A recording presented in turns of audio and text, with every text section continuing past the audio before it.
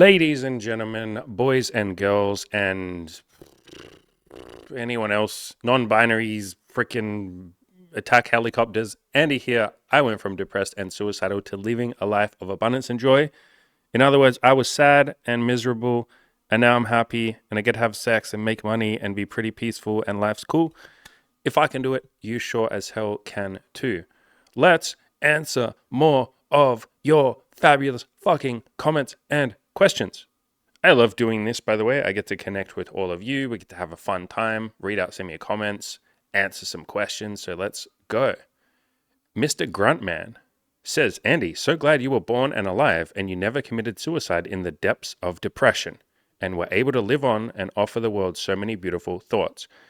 What a nice comment, bro. That's a genuinely lovely comment. Thank you for that. This video is amazing. So the video was approach anxiety. So if you're a guy and you want to learn to talk to some women and be like, hi ladies, you're looking mighty fly today. Can I please have or may I partake in the licking of your vagina? That's generally how I approach women. You can probably tell I'm in a stupid mood today. This video is amazing, although I would guess most guys are here to get pussy. Well, we'll talk about that in a second. The ideas are also core for a depressed, isolated person to change. I think of myself as generally happy and successful, but you are blowing my mind with what more is possible that I had no idea of. Thank you. Okay, my friend, let's have a little talk about this then. Actually, let's do the easy bit first. So you say like most guys are here to get pussy. No, it might surprise you actually. Let's talk about all time. It might surprise you how much of the audience is female. Where do we go? Audience.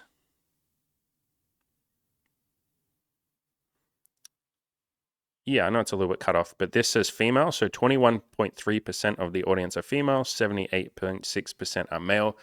And I will say of all the guys that are here, at a guess, like 70% are here for sex, dating, relationships, intimacy, and stuff like that. Actually, I'll probably say 50% of the men are here for that. Probably 25% are here to start a business or just general like weight loss goals and other goals and stuff like that. And then a portion are here to learn BDSM and do some kinky sex and stuff like that. So yeah, it's not all entirely just men here for sex. That's like a portion. I'm going to say maybe 50% of the audience, maybe. Probably less than that actually. So yeah, and my content started very much as just I was the guy that was here to help you have sex because that was all that I felt like I had deep experience with. And obviously depression too. That's why I wrote the long depression guide and stuff like that. And I've slowly expanded my content over the years because I never just wanted to be the guy that can help you get your penis wet because that's really not that complicated.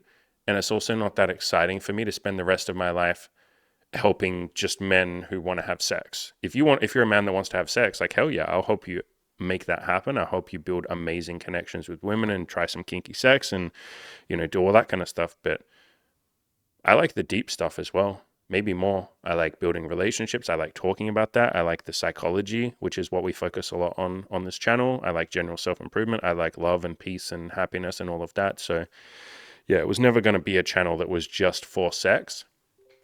And every now and then I will get a comment like that where someone's like, oh, someone wrote on the depression video that I did recently, they were like, what's this gay emo shit? Like, I'm just here to get my dick wet, like blah, blah, blah, blah, blah. And it's like, the channel is going to be a lot more than that. Like, I'll tell you that right this second. Like, I'll probably always talk about sex and dating and relationships, but really the channel is going to be whatever questions any of you have. That's what my coaching is. People come to me for whatever question they might have or whatever goal they might have, and then I help make that happen. All right, so you say here, I think of myself as generally happy and successful, but you are blowing my mind with what more is possible that I had no idea of. Yeah, in my coaching program, I just left a long, like 1 hour voice message for someone. That's part of what I do as coaching. By the way, big shout out to my coaching program. When you sign up, even if you're signing up for the group coaching, you basically get me as your one-on-one coach. Like I will leave like long 1 hour voice messages for people answering questions and all of that. So I did that for this guy. Anyway, and part of this 1 hour voice message that I left for this dude, I was talking about the fact that he's starting to realize, or he's really realized through his coaching, because he's now finished up and he might come on the channel and give an interview and talk about the changes that he made because he did a lot.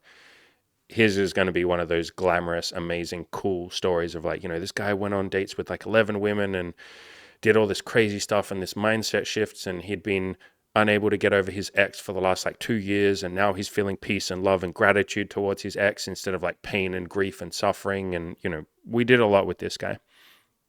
I could phrase that as he did a lot and we basically just helped him. But in this voice message for this guy, he's starting to realize that guilt and shame are maybe not the most effective motivators, and fear. And guilt, shame, and fear, particularly guilt and shame, are the tools that most people use to get them to take action, to get themselves to take action. They'll guilt trip themselves for not being successful. They'll feel shame about who they are, and they will put all these rules on themselves, and they'll say, I should do this, I should do that. A successful person does this. I'm not good enough because I'm not doing that. I need to follow my religion, and I'm a bad person if I don't, and what will my friends and family think? It's all this guilt and shame instead of actually going towards what you want. I talk about this I call this a winner's mindset, where you're playing to win. You're like, how can I benefit? How can I win? How can I do something beautiful? How can I do something exciting? Rather than playing not to lose, which is what most people do. They're like, oh, I'm so scared of losing. I don't want to get rejected. I'm terrified of this person thinking less of me. And you're focusing on the things that you don't want. And you're going, I don't want to lose. I don't want to make a mistake. What if I fail? What if I fuck up? And I say, throw all that away. Ignore that. What do you care about, like the thing that you don't want? Focus on the thing that you do want, which is to win, to be successful, to be happy, to be peaceful, to give a lot of love and gratitude and happiness to other people around you. Like, focus on that winning. So where you say, I think of myself as generally happy and successful, but you are blowing my mind with what more is possible that I had no idea of. Let's talk about something that I bring up a lot, and it's in my video course. I have an entire chapter on this in the video course, something called the map of consciousness. So in my video course, there is a chapter, this one here, called the map of consciousness, hierarchy of emotions. And you can kind of see here, and these are just some slides from the video course.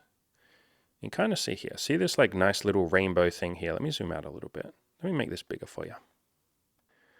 All right, so you see this nice little rainbow map here. This is by a guy called David Hawkins, who I absolutely love his books. He's he was a psychologist for a long time, and he eventually became like a spiritual teacher.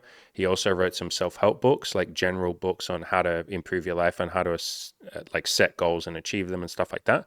But more than anything, he was a psychologist and a spiritual teacher. And he came up with this map. And funnily enough, everybody rags on it, but Scientology has a similar map to this. And his is more like a simplified version. His is more like a psychology. You can see a psychologist wrote this because he mapped out the different emotions that we tend to feel as human beings. And the lower that you are on this map, or the lower the emotion on this map, like shame and guilt down the bottom, generally speaking, the less happy you are. I think we can all look at this map and go, oh yeah, if I was feeling peace and love and joy and reason just means like logic or stoicism or rationality, or I was feeling acceptance or willingness, like God, any of these emotions, like the top half of this map, even courage. So like the top half of the map from courage above, that feels pretty fucking good, right? And then the bottom half of the map, shame, guilt, apathy, grief, fear. And when he says desire, that doesn't mean like desire as in, oh, I really want to like make more money. Cool, I'll start a business. No, that's more like courage and willingness.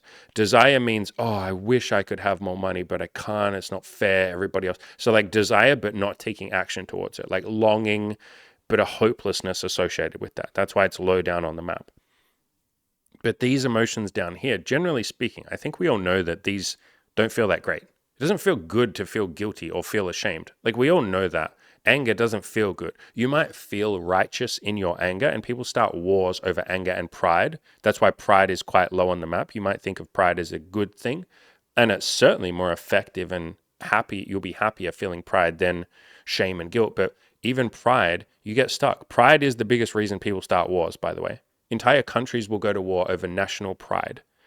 And so pride definitely holds you back from like reason and logic. You're not very logical when you just go, Russia bad, bad Russians, ban Russians, Russia is bad country, we hate Russia. It's like, that's not very fucking logical or rational, is it? That's just very fucking angry and prideful.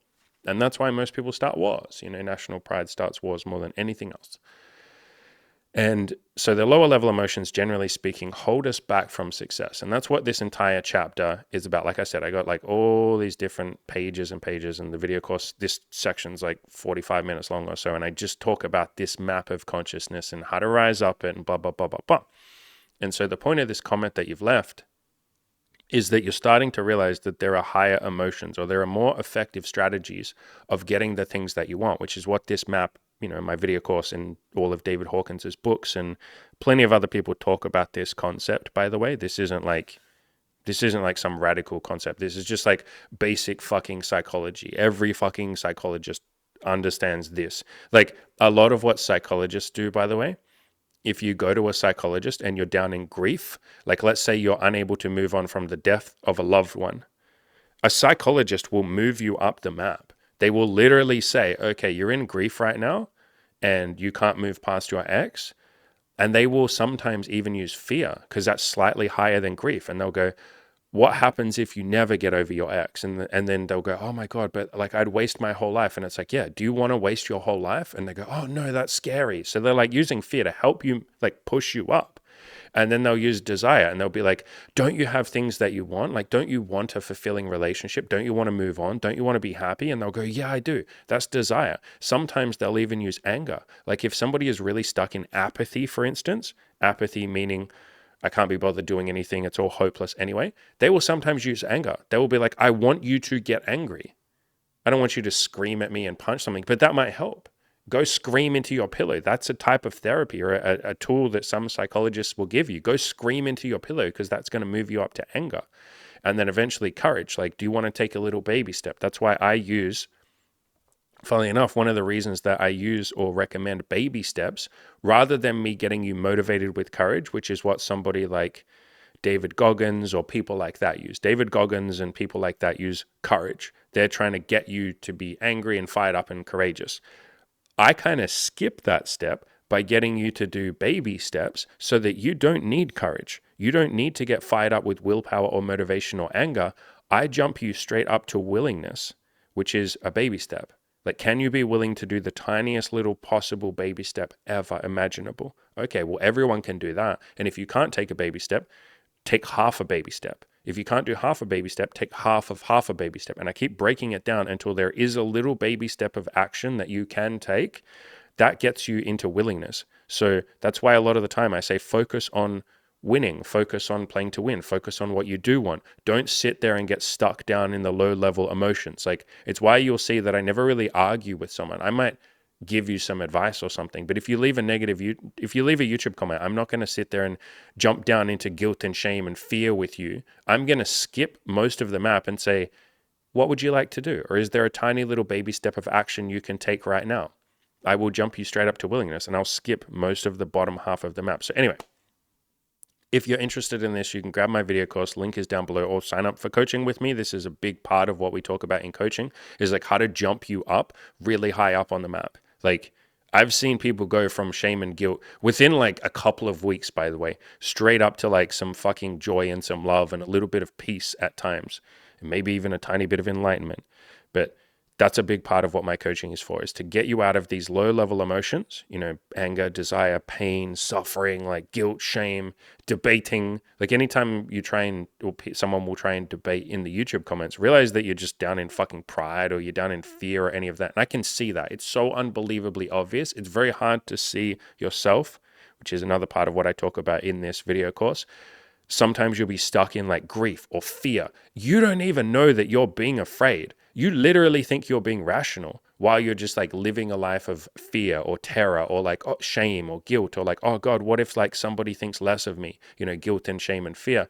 You don't even know you're doing it. We often don't know we're doing it. It takes some self-awareness practice, which this video course helps with, my coaching helps with, stoicism helps with. Byron Katie, David Hawkins, all of these authors that I talk about, they all help with, but it can take a little bit of self-awareness to realize that, oh, fuck, I'm stuck in fear right now. And so again, that is a big part of my coaching. It is a big part of my content, is to sort of give you the tools or the mindset shifts to help you jump up the map, up to some of these lovely emotions at the top. Like, come on, we all know that feeling peace, love, joy, reason, rationality, feels way better than being stuck in fear, and yet often we don't know how to move up because we're stuck in whatever fucking emotion that we feel.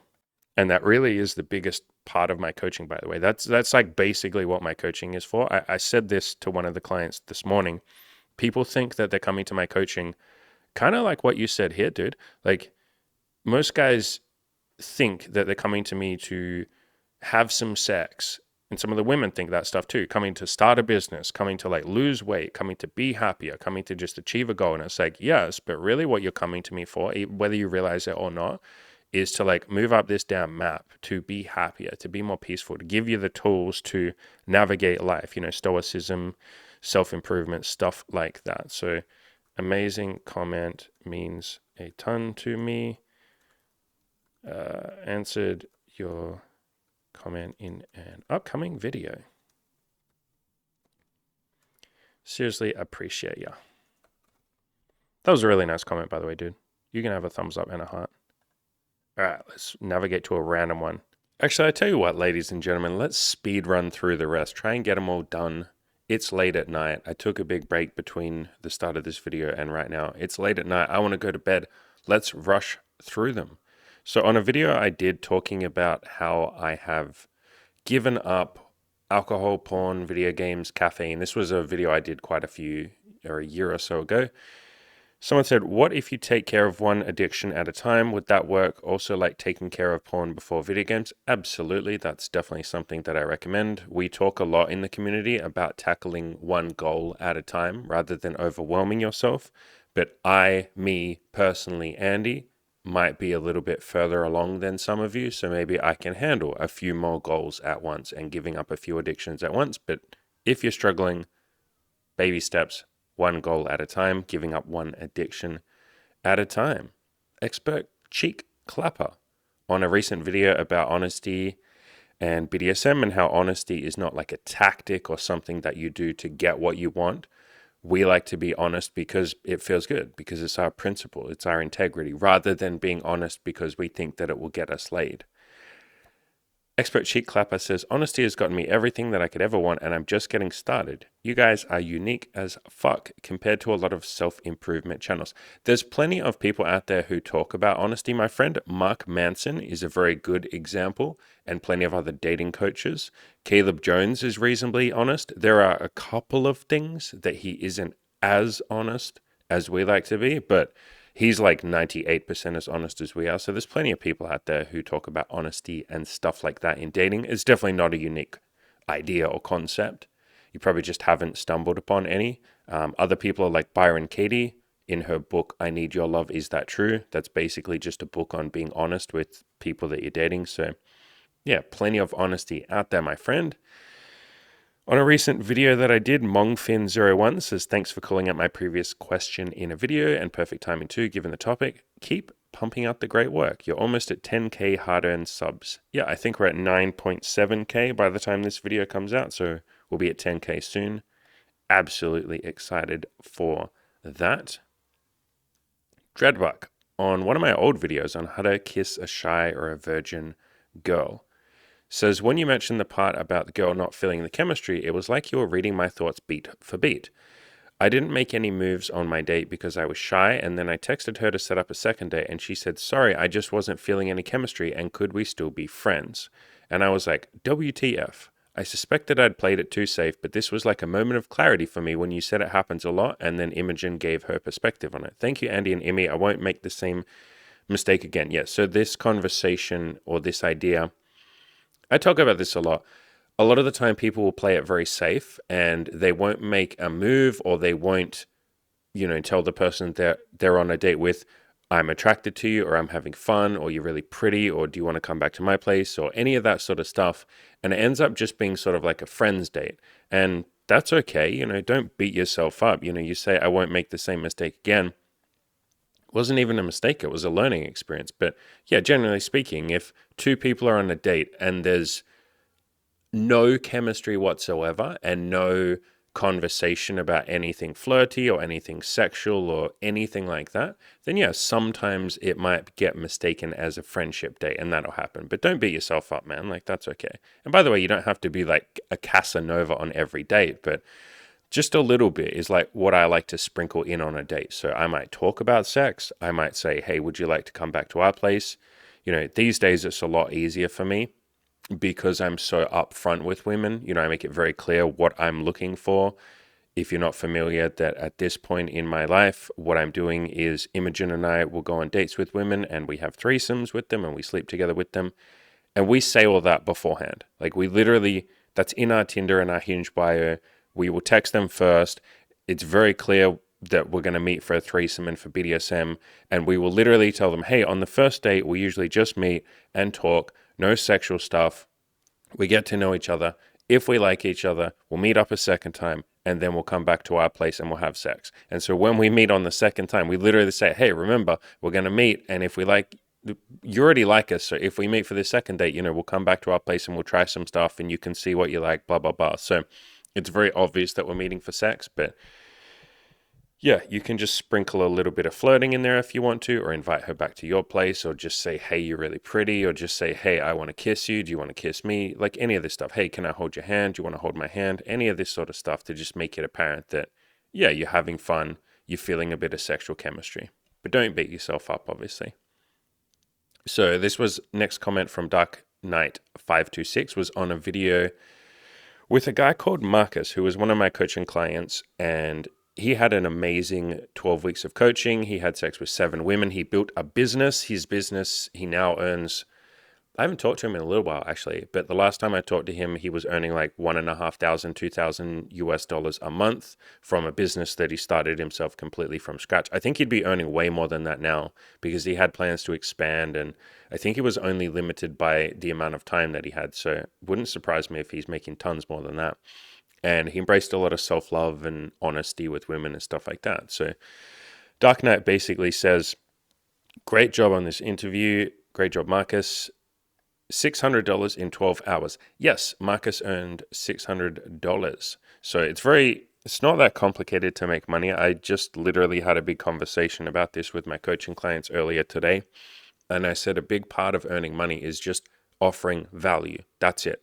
People will give you money if you offer them something of value. That's why all of you pay for my video course, because you think it offers you something of value. It's why people sign up, like Marcus here. It's why people sign up for coaching, because I give something of value. And all Marcus started a photography business, and all he did was walk up to people and say, hey, can I take your photo and you can give me some money? And then he reached out to other people, to like friends and family, and said, do any of you know anyone that wants photography? And someone said, hell yeah, I actually have a photography business and I have too many clients and I can't shoot for all of them. Would you like to take some of my workload and I can split the money half and half with you, 50-50? And he was like, hell yes. And then boom, there you go. So making money is not as complicated as people think. Same thing with having sex or meeting women or meeting guys. It's not complicated. It's just go up to enough people and ask them, would you like to do this with me? And some of them will say yes. Some of them will say no. Keep asking until someone says yes. Congratulations, that's it. So, coaching and all the stuff I do is not complicated. It's just help a lot of people, do a lot of content, ask them for money. So, yeah. Talking about like restrictive parents, yeah, Asian parents, that comes up quite a lot. Like there's been quite a few coaching clients who've had Asian parents, very restrictive, all of that sort of stuff. So something we have a lot of experience with in the coaching program, comes up quite a lot. And yeah, Marcus was very brave with his Asian family or his conservative family, like explaining to them that he started like dating people, that he's not monogamous. He opened up quite a lot, and that was incredibly brave of him. Marcus was an incredibly brave human being. Most of my coaching clients are. I mean, I think you have to be brave. It takes courage, takes a pair of balls, or in the case of women, takes a pair of flaps. A pair of balls or a pair of flaps to throw yourself in there and say, I'm going to improve my life. I actually care about my life enough to take this shit seriously. So most people are pretty courageous, but Marcus was incredibly courageous, yeah. He's lost weight, so you commented on that. Yep, absolutely. Yeah, he did NoFap for 60 days as well. That was something else he achieved in the coaching, so no jerking off, no porn, any of that stuff. So yeah, Marcus was a brave lad. And then you also watched the interview with Avvy, who had a threesome, met some wonderful women, embraced a lot of self-love, and stopped seeking validation. That was probably the biggest thing that Avvy did. So you said, shout out to Avvy. I remember reading his logs on the forum, and he's definitely leveled up in many levels. Yeah, for sure. He's one of the people, I don't think I've told him this, but it's probably gotten back to him because I've mentioned it to quite a few people. If I'm in need of another coach, he would be probably the first person that I would reach out to and be like, hey, do you want to be a coach in the program? At the moment, we're pretty good. We got 4 people in there, like 4 of us coaching. But he would probably be one of the people that I would add in next because he's definitely a wonderful human being. And he's very, very, very good at helping other people and incredibly generous with his time and his knowledge. So you say, I can see what Avvy's saying here. The forums are probably 1 to 5% of what the coaching is like. No, the forums are like 0.0001% of what the coaching is like. Since you guys keep each other accountable, happy to see Avvy going long ways. Yeah, like the forums and this content, this YouTube channel is like 0.0001% of what coaching is like. Like not even close. And obviously coaching is for the rest of your life. Part of the coaching is that we have the Discord group or the members only group that you get to be in for the rest of your life, and everybody in there coaches each other, and 3 of the coaches are in there. And yeah, there's members only content that we're always adding to for the rest of eternity. You get access to that. So yeah, the forums in this YouTube channel is like 0.01% what the coaching is. That's why I'm so passionate about the fucking coaching. It's why I just say it all the time. For God's sakes, take yourself seriously and sign up for the coaching, because it's the rest of your life that we're talking about. And people will sit there and go, oh, I don't have the money, or, oh, now's not the right time, or, oh, I can do this by myself. And it's like, fucking hell, man, we're talking about the rest of your life and you can't make a little investment in yourself. And I understand that, for some of you, it might be out of your price range. That's why we have payment plans, blah, blah, blah. But yeah, I can only push it so much. We've literally had this big conversation in the coaching group over the last couple of days. Everybody's been talking about like, Andy, like, man, I wish more people would sign up for coaching. If they knew what we knew, they would sign up in a heartbeat. And it's like, yeah, no, that's kind of the challenge of me doing this content and these videos is I know how much the coaching would change all of your lives. Everybody in the coaching program knows that. They come onto these interviews and they talk about it. Like remembering that these people come in for hour-long, and in these cases, like 3-hour-long videos, like completely taking their own time to do this, to come on my YouTube channel. I don't pay them. I don't bribe them. I don't even encourage them. I just say, would you like to come on and talk about all of the things that you've done? And they're like, oh my God, I would love nothing more than to give my gratitude back to you, Andy, and to the other coaches in the program, and help you encourage other people to sign up. They're doing that completely on their own back. Does that not tell you that, holy fuck, the coaching must be doing something? And it's not just like we've had 1 or 2 people. At this point, it's like there's like 70 people in the members only coaching section who are all like that fucking hardcore about the kill you're gonna lose a project. Not to toot our own horn, but yeah, man, like the forums and this YouTube channel is like 0.01% of what coaching is. Like think about it. You're paying me to care about you, and you're paying the other coaches to care about you. And more than anything else, that's what you're getting. You're obviously getting all the other stuff that comes with it, but you're having me pour my heart and soul into you and making the rest of your life amazing. There's only so much I can do in a YouTube video. There's only so much I can do answering all of your questions. And I try. Like this video and all the other videos that you'll see me doing answering your questions. This is me trying as hard as I possibly can to help you. But you're just a YouTube comment here. I don't know you.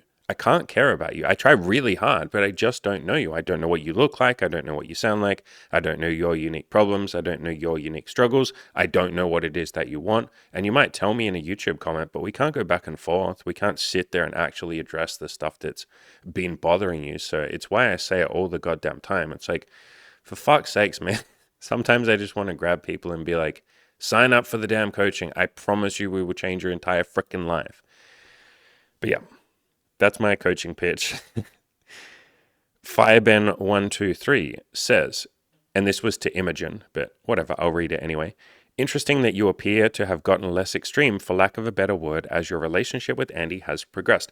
Yes, she's become a lot more gentle, a lot more confident. She has a lot stronger boundaries.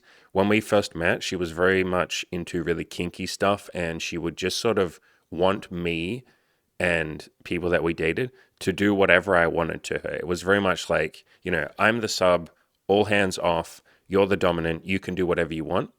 And that was fun, but I like to, if I'm going to build something long term with my partners, and Imogen and I started building when we were about when we'd been seeing each other for about 9 months, we started building something together, like making it more serious.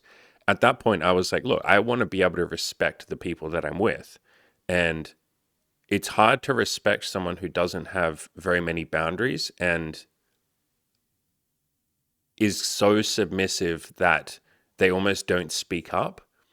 And she very much struggled to speak up and say what she wanted and all of that. So over the last 5 years, she's been on a mission to become more assertive, to be able to say no. And these days, she's incredibly fucking assertive. And she has ridiculously strong boundaries, but that took quite a few years. So yeah, she's definitely become less extreme, which was what she and I both wanted deep down anyway. Yeah, she's happy being submissive and she loves that, but she's definitely being less extreme these days. And yeah, much more, I'd say our relationship is absolutely one of two peers now, as in we're both on the same level. We respect each other equally. She's my woman. I often forget that there's an age gap between us. There's a 12-year age gap between us, but it really doesn't feel like that. And it hasn't felt like that for a few years. But at the start, yeah, the age gap was so apparent. It was so unbelievably apparent that she was a naive, 18, 19-year-old girl who didn't really know much about life. But she's absolutely come leaps and bounds. She's going to do some videos, or she's wanted to do some videos on how she's evolved over the last 6 years and some of the ways that I have coached her and that she's coached herself and books she's read and stuff. So that'll be coming out in the next couple of weeks, I think. She'll basically call it how Andy has coached me or something like that. So that's been a really fun journey to watch her go through. So you go on to say, you think this is a common part of the journey for a sub to be trained, explore their limits and needs, and when and if their needs are met, they back off. I don't know so much that it's that she's backed off, if that makes sense. And maybe I'll let her speak for herself and she might answer your question. I can ask her, but I don't think she'd say that she's backed off and her needs are being met. It's more that she's developed healthy boundaries and she's developed confidence and self-love. And a lot of the extreme kinks that she was into were not coming from a loving place. It's not like she just had extreme kinks that she thought were fun. It tied into her lack of self-worth, some of her more extreme or dirty kinks. And it was I'm not a great person, so this is all I deserve. And that's why, generally speaking, Imogen and I don't like really hardcore BDSM. And if you're someone that's into that, beautiful, amazing. I want you to do whatever you want to do, obviously. But for she and I, we don't like the really extreme stuff. And not just with each other, but other girls. We generally speaking don't like the extreme stuff because sometimes it can be hard to tell if the person is doing an extreme kink and being extremely submissive because they want to, or because inside them they have some voice that says, this is all I deserve. It's why we don't do degradation or humiliation. We won't call someone you're a stupid slut or something like that during sex, because we can never tell if they're actually enjoying that and they're oh, this is fun and naughty and exciting, or if they deep down actually believe, yeah, I am a stupid slut and I do deserve, that's all I deserve. So BDSM can sometimes stray into abuse. It depends on the mental headspace of the people involved. And so generally speaking, we're pretty I don't know if you'd call it positive BDSM, but we're pretty gentle and kind and sweet to the girls that we date and to each other, obviously. So I would say these days our BDSM looks, or our sex looks more like love making, like what most people would call love making. It's very lovey-dovey. It's almost more tantric, if any of you know what tantra is, and going very slow and gentle and passionate and all of that kind of stuff. And when we're with girls, it's like that too. So we do more gentle tantric BDSM. So we're still using all the toys and all the kinks and role playing and all of that kind of stuff, and sometimes like spanking and hair pulling and passion and all of that. But it's coming from a more like loving place. And I think that's also happened because I myself have evolved over the last like 5 years, and I've become a lot more loving and peaceful and stuff like that. So it's hard to be, or I don't want to be like degrading and stuff like that. I'm still rough and passionate, but even that roughness and passion is coming from like a loving place, if that makes any sense. So yeah, we both definitely changed, but I can let her answer your question. She might answer your question, she might not, but maybe my answer helps. All right, what else have we not replied to? All right, so this was on a video that Imogen did about her journey with becoming submissive and trying BDSM. Christopher Mooney says, excellent. Very few women are interested in being submissive. I actually find the opposite is true, my man. And I think a lot of women might say that too. I think lots of women are interested in being submissive. It just requires a lot of trust and a lot of vulnerability, obviously, because you are putting yourself in a vulnerable position. So I think lots of women are interested in it as an idea, but that doesn't necessarily mean they'll try it with just like any random person or their partner or their husband. There'd need to be a lot of trust there. That's why I say you can take baby steps, which is kind of like what you go on to ask. So we'll answer that in a second. You say, I fantasize wanting to be dominant and have a relationship with a submissive. I would like to see more videos how, as a male, I can be in a safe place to be dominant or dominating a woman. Baby step examples, maybe some suggestions from Eddie. So I've done quite a few videos on this, my man, like a ton of videos. So you can just search on my channel. Just search on my channel for the word Dom. I did an interview with a guy called Mario, and we talked about like how to become a Dom. I did another one called How to Be a Dom. This one down here, this is like the definitive guide, becoming a male Dom. So this is like literally with timestamps and chapters, and like it's basically a full-on guide. So probably start with that one, honestly. That's a really good place to start. But some of these other ones help as well. You know, How to Be a Dom, the interview with Mario the Dom. I'm pretty sure if you search for BDSM too, I've also done a couple of like beginner tutorials on just like how to start BDSM. Yeah, here you go. Here's one, BDSM, how to get started. Here's one on the toys that we have, BDSM toys walkthrough. Here's one on aftercare. We have a whole playlist on them. So if you just go into the playlist section on my YouTube channel, there's a BDSM and kink playlist, and there's plenty of videos in that. Here it is up here, BDSM kink. There's like 50 videos or something, 25 videos. There you go. There's a bunch in there on like how to get started. Yeah, there's like everything in here. And I have plenty more on my Spotify podcast as well. I've talked about this quite a lot, but probably just start with this playlist. This is the BDSM kink playlist. Start with that. I'll give it to you. I'll give it to you as a reply. There you go. So you can just click that. Yeah, so you asked for like baby step examples. Really okay, and here's the thing you say, engage with confidence. Like, I want to be able to engage with confidence. You won't be confident at the start. How would you be confident at something that you haven't done before? And so to some degree, there is a part of this that's giving yourself permission to suck. And you're probably going to suck a little bit at the start. That's okay. Like, everybody sucks at everything at the start. Why would you be good at something you've never done before? And the way that I got decent at BDSM and kink and being dominant and all of that was I just really sucked at the start. And I would be very honest with the women that I was seeing. And so I would say, look, I want to learn BDSM. I want to learn to be more dominant. I haven't really done much. Do you want to come over and try some things? Do you want to try some blindfolds? And they were like, wow, that sounds exciting. And I was like, cool, we'll figure it out together. We'll learn together. And we'd try some things. We'd fumble around. I'd look a bit silly. They'd look a bit silly, but that's okay. We were focused on progress, not perfection. You know, people put a lot of pressure on themselves with BDSM and sex in general, but especially BDSM. And they think they have to be like good at it and they have to be confident. And it's like, understand that confidence is something that you earn. Here's 2 podcasts episodes over on my Spotify. So one is called Confidence or Competence is Something That You Earn. So that's a recent one. And another one is Want to Be More Confident, Fail More, Not Less. And so both of these talk about the concept that if you can just sort of throw yourself in there and give yourself permission to suck and practice and just improve over time, that's how you become confident. That's how you become decent. You won't just like be confident at the start. And so it's okay to be an unconfident Dom.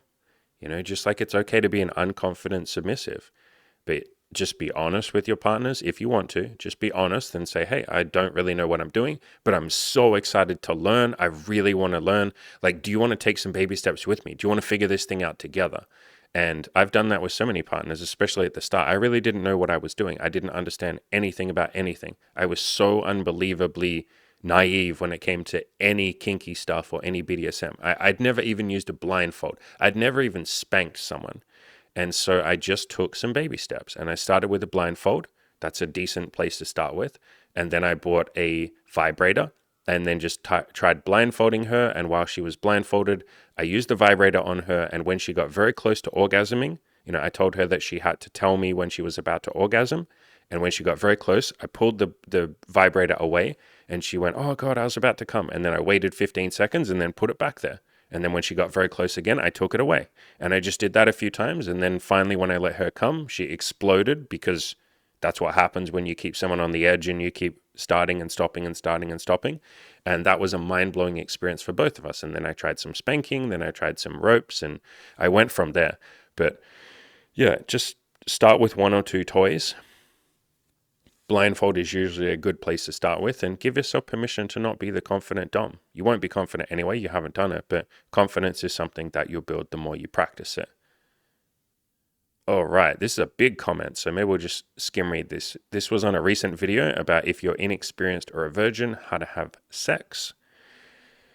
And Hackman78 says, admittedly, I only watched the first 20 minutes of this video, but everything you said during that is 100% true. I think if you're a guy, let's say 30 or older, who's either a virgin or only had a few sexual experiences in your life, I feel like many of those guys, myself included, start to think, oh, I guess having sex isn't in the cards for me, or I was never born to have sex. No matter how much money I get, what I achieve in life, or how good a shape I'm in. Yeah, man, that a lot of people do that. So what you're talking about there is something called a fixed mindset, which I talked about in my Play to Win video course. There's a chapter, it's the first chapter. Actually, sorry, it's the second chapter. I told a lie. And it's called Growth Mindset and Fixed Mindset. And I literally talk about this concept. I talk about most people have what's called a fixed mindset. So they believe their situations are fixed. They often feel stuck. They feel unable to improve. And they tend to view themselves as, well, I guess this is just the way I am. That's exactly what you're saying, man. You're saying like, maybe you and some other people that you're saying, oh, well, I guess that this is just the way that I am. I'm just not going to have sex. So that, again, is called a fixed mindset, and you kind of feel like you're a bit of a victim. You feel like it's not fair. You don't really have any control on your life. You're not going to be able to have sex. You're just kind of like stuck, and then life can kind of suck.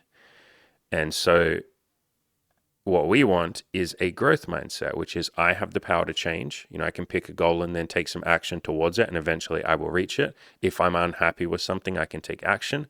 Every day, I just want to be a tiny bit better than the day before. And it doesn't have to be every day. Like some days you might go backwards, that's okay. But most days I want to go forward. And if I don't like a situation, I'm allowed to walk away from it. And so, yeah, a lot of people, especially guys who get to 30 or older, tend to think like, oh, it's too late for me. I can't have sex. Or people do the same with the job. I don't like this job. Well, I guess I'm stuck. I can never start a business, or I don't have any friends, so I can't change it. Or I'm in my 40s and I'm overweight, so I guess it's too late. Like I have people in the coaching program right now who are in their 40s and losing weight. So I promise you can lose weight. You can have sex. You can start a business, whatever it might be. You can grab this video course. Again, the video course is the Play to Win video course. There's a link down below. You can pay whatever you want for it, even if that's just $1. I covered this topic like a billion times, but yeah, people losing their virginity is a topic that we've helped a lot of people with as well in the coaching program, because it is one that people get very stuck on. I haven't had sex in all this time, so therefore it's too late for me. No, it's never too late. You can have sex when you're 80 if you want to. So you go on to say, ultimately it leads to the same dead end, blah, blah, blah. And it feels like I'm not meant to have intimacy. Yeah, so this is called learned hopelessness. You can read a book on this called Learned Optimism, and another one called You Can't Afford the Luxury of a Negative Thought. Both of these two books help with this concept. So the first book is this one here, You Can't Afford the Luxury of a Negative Thought. Really great book for what you're talking about. And another one is called Learned Optimism. So how to become an optimist. Again, my video course covers all this stuff too. So you can grab the video course as well if you want to. But yeah, let's keep reading. I've told myself, blah, blah, blah, blah, blah, blah, blah, blah, blah, blah. Yeah, you're coming up with a lot of excuses and reasons, basically, as to why you haven't lost your virginity or had sex in a while. Blah, blah, blah.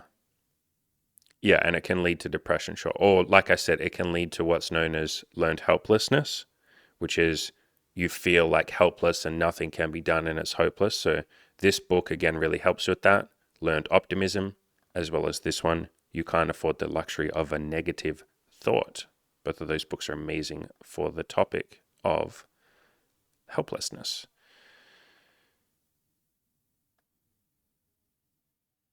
But yeah.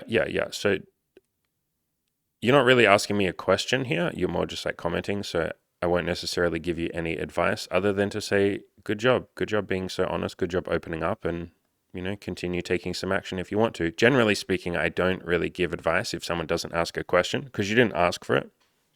And so it's not my place to shove advice down your throat that you didn't ask for. But it sounds like you're understanding these concepts and, it sounds like you might be taking some action. So keep it up. That's amazing. All right, ladies and gentlemen, we blasted through all of them. It's now nighttime. Look at this shit. I will leave links in the description below to the Play to Win video course. I will leave a link in the description below to the coaching program. If you've been even considering signing up for coaching, this is your sign right now. This is your wake-up call. Now is the perfect time. We have payment plans. Now is the perfect time to get in there and change your life. Please don't sit around thinking, oh, I can't change. It's too late for me. I'm too old. I'm too young. I'm too this. I'm too that. I'm not good enough. I don't have the money. Now is not the right time, blah, blah, blah. Those are all limiting beliefs. And if you go on my coaching page, I know all the limiting beliefs that any of you are going to have because guess what? I've heard them a billion times and other people had the same limiting beliefs and they put them aside. They took a leap of faith. They signed up for the coaching and they changed their damn life. If you say, I can't afford it, I don't have money, guess what? I have a whole section on that. Now's not the right time, or I should make some more progress before I sign up for coaching so that I can really make the most of it. Boom. Here is an answer to you for that. Well, I'm afraid of failure or rejection or wasting my money or wasting my time or not making the most of it. Don't worry. Lots of other people have been afraid of that. Here's a whole section on that. I'm too short. I'm not white. I'm too old. I'm too this. I'm too that. We got a section for you on that.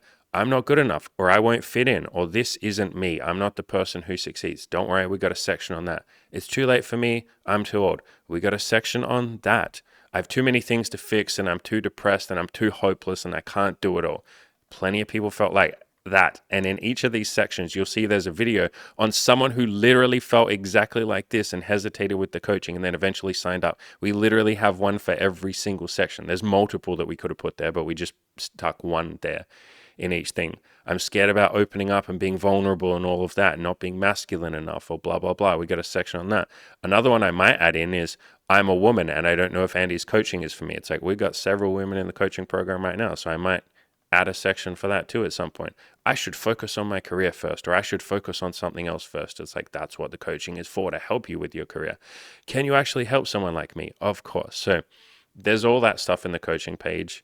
If you're, like I said, thinking about signing up for coaching, jump on the coaching page and read through this. Like this is partly to get you, like this page is partly to get you excited so that you sign up for coaching, because obviously then I get to help you. I get money. I can pay the bills. I can pay Imogen's bills. I can pay Cam's bills. Obviously I want money. But what you'll see is a lot of this page is to talk you through some of the stuff that you're going to be scared of. Like that's what more than half of this page is about. Like if you're hesitating because you're scared. And obviously if you have no intention of coaching, you probably wouldn't be listening right now. So click off the video right this second. If you have like zero interest in coaching, click off the video right this second. Like you've learned everything that you were going to learn from this video. I have nothing but love in my heart for you. Go have a beautiful day. But if you're one of the people that is interested in coaching, but you've just been telling yourself this story of like, I'll do it in a few months, or I just want to save up a bit of money first, or I can't afford it right now. You might think that you can't afford it, but that is what like so many other people have said. And then they take that leap, they jump on a call with me, and obviously I can be on a call with you to talk you through this stuff, and I won't sell to you. I don't convince someone that doesn't want to sign up. But what I will say to you is, would you like me to help you make this decision? And so many people have said, yes, Andy, I want you to help me make this decision. I'm just scared. I think I can't afford it. I'm terrified of making a bad decision. And most of you that are thinking about coaching, you want to sign up for coaching, but you're just worried. You're worried that it won't be a good decision. You're worried that you won't make the most of it, that it'll be a waste of money, or that you won't fit in, or that you're not good enough, or that you'll sign up for coaching, but you won't make the progress because there's something wrong with you. You're not attractive enough, or you need weight to lose weight, or something else.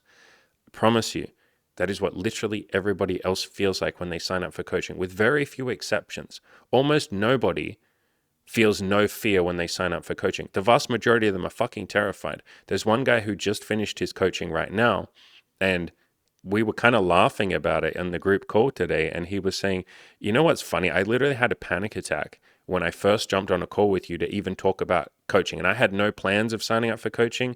He was one of the people that did one of the $200 coaching calls with me.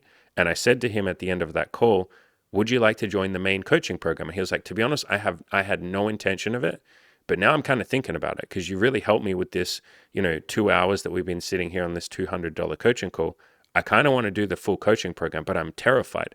And he said he had a full on fucking panic attack because all the fears, all the limiting beliefs, all the doubts.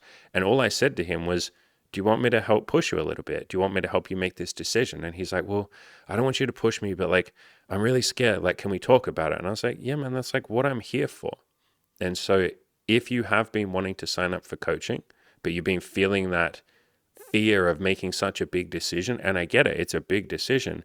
That's why I have the free coaching call, or the free call, that you can jump on with me for free, and we can just sit there and talk about anything that you might be scared of. That's what most people need to do. Most people aren't like ready to sign up for coaching. That would be very weird.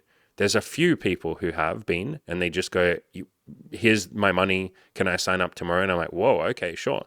But like 95% of people need me to hold their hand because they're terrified. They're like, I'm scared of making a bad decision. I'm scared of parting with all this money. I'm scared of changing. I'm scared of having to be successful. There's a fear of success. So if you've been one of the people that have been thinking about coaching, but you've just been really scared, reach out to me. It's what I'm here for. I will literally jump on a call with you. We will sit there and talk. I will not push you. I will ask you, would you like me to push you? And then some people say, yeah, man, I kind of just want you to push me. And I'm like, okay, I'll give you a little push now. But I will ask you if you want me to push you. But I will just sort of hold your hand and talk through anything that you might be scared of. Again, that is what this entire coaching page is for. Like, look at all this shit. All of this is like all the fears that you might have.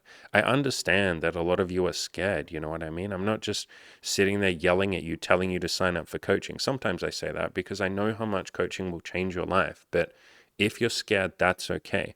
Reach out to me. It's what I'm here for. It's what I've done for the last 4 years, is be here for you guys and you girls. So if you would like to sign up for coaching, or you're thinking about it, there's a link in the description below. You can send me an email. I will jump on a call with you. We'll talk about whatever you're scared of. And as I talk about all the time, every problem has a solution. So if you feel like I don't have enough money, well, that's what I will help you solve. I'll help you figure out a way to get the money or to make the payment plan.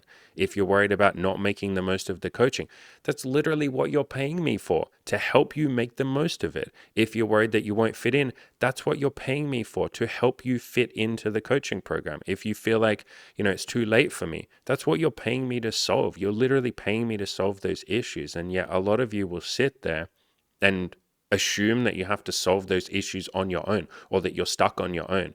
You assume like, oh, I'm a virgin in my 30s, so it's too late for me. It's like, let me help. Or you assume I can't start a business, it's too late, blah, blah, blah. That's what I'm here to help with. So if you would like to, there's a link in the description below. I would love to jump on a call with you and help you in whatever way I can. And if at the end of that you decide you don't want to sign up for coaching, beautiful, amazing. I love that you know what you want. And if you decide you do want to sign up for coaching, great. I will open you with welcome arms, with big open arms. So will everybody else in the coaching program. We will change your life like we've changed everybody else's life who's joined, and you get to be in there for the rest of your life. You're literally paying such a fucking minute amount of money. People pay like $30,000 for a fucking car. People pay hundreds of thousands of dollars for a house. People pay $100,000 for university tuition for 3 years of wasting your fucking life for a lot of courses.